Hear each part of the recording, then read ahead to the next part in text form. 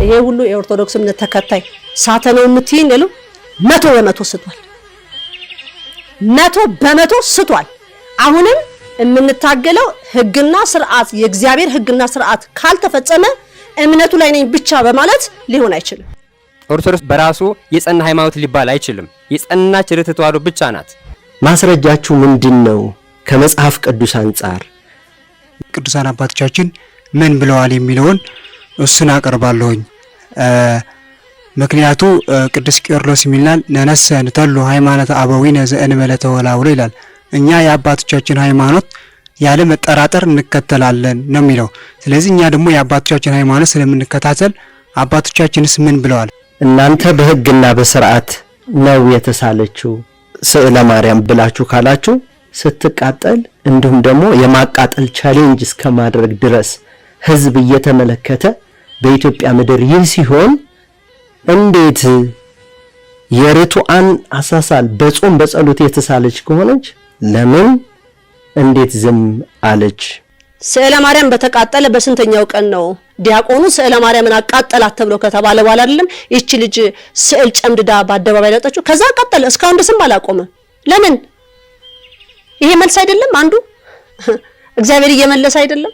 ከዛ ደግሞ እሱን ደግሞ አይ አይደለም ካላችሁ ደግሞ በላቸው ራሱ መጥቶ በጸረ ማርያም ሚዲያ ላይ መጥቶ ይሄ መልስ ሰጣችሁ።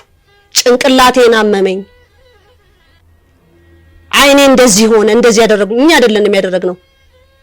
እንግዲህ እንዳልኩት ይሄ የእግዚአብሔር መልስ ነው፣ አንዱ መልሱ ነው። ገና ይቀጥላል ብዬ አስባለሁ። በሰዓት አለ። አዎ ምን ጠይቀው ጥያቄ አለ።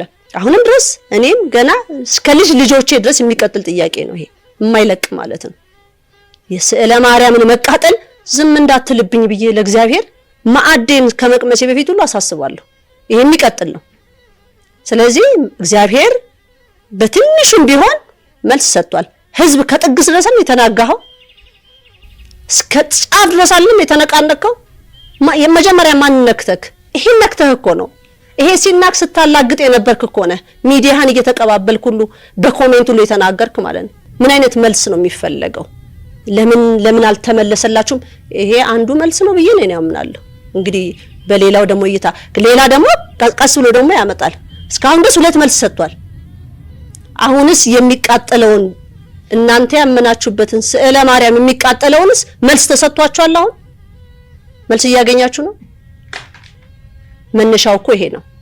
የዚች ስዕለ ማርያም መቃጠል እኮ ነው እያንቀጠቀጠ ያለው። ስትስቁ በራስ መጣ ምን ያህል እንደሚጎዳ ምን ያህል ያመኑበትን አንድ ሰው የሚያምንበትን የሚያመልክበትን መምታት ምን ያህል እንደሚወጋ ህዝብ ሁሉ እኮ አይተሃል። ይሄን ምን ውሸታለሁ? ዋሸት እኮ አይቻልም። ታምራት ላሉ እግዚአብሔር ካላጠፋን አናምንም የምንል አይነት ትውልዶች መሆን የለብንም። ካልቀሰፍከኝ የሆነ ታምር ካላደረክብኝ አላምንም ማለት ይሄ ስንፍና ነውና የዚችን ስዕል መቃጠል ድጋሚ በአደባባይ ወጣችሁ እስካልተቃወማችሁ ድረስ ማበርተኛው ለ7 ቀን ያለቀሰው ማልቀስ ያነባውን እንባ እግዚአብሔር ፊት ደርሶ ከንቱ ይሆናል ብዬ አላስብም። ትውፊቱን የጠበቀ ስዕል መሆኑን እንኳን እያወቃችሁ በሱባኤ ተሳለ እንኳን እየተባላችሁ ልቦናችሁ ያራራ። አለበለዚያ ግን በአደባባይ ወጣችሁ እንደ አዲስ ተቃወሙት። እንደ አዲስ ካልተቃወማችሁት እግዚአብሔር መልስ አለው፣ መልስ ይሰጠናል ብለን እናምናለን።